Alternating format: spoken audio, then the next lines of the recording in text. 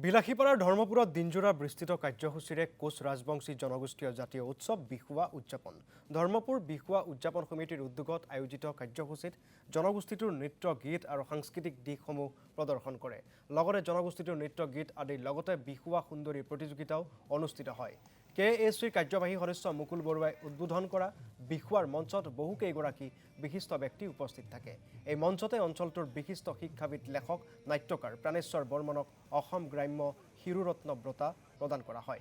অসম গৰিয়সী পুথি সংৰক্ষণ আৰু সাহিত্য সংস্কৃতি বিকাশ মঞ্চই এই বঁটা প্ৰদান কৰে।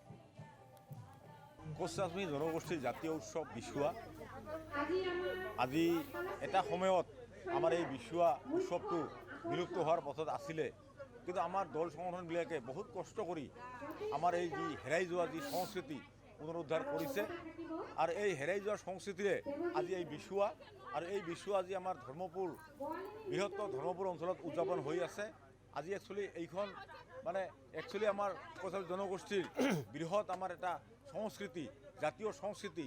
আমাৰ বিহুৱা অবিহনে আমাৰ ৰাজবংশীৰ কোনো পৰিচয় নাই, যাৰ কাৰণে আমাৰ এইটো উৎসৱ আজি সকলো অঞ্চলতে পালন হৈ আছে। আগন্তুক দিনতো হৈ আছিলে, এতিয়াও হৈ থাকিব।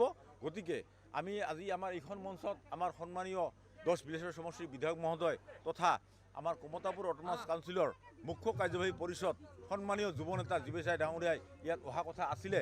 তেখেতৰ বিশেষ জৰুৰী বিধায়িনী দলৰ বৈঠক আছে অহাকালি ৰাতিপুৱা 10 বজাত, যাৰ কাৰণে তেখেতে আহিব নোৱাৰাৰ কাৰণে মোক ইয়াত তেখেতৰ প্ৰতিনিধি হৈ প্ৰেৰণ কৰিছে আৰু তেখেতৰ প্ৰতিনিধি হিচাপে মই ইয়াত আহি আজি আমাৰ বিধায়ক মহোদয়ৰ যি কাৰ্যসূচী আছিল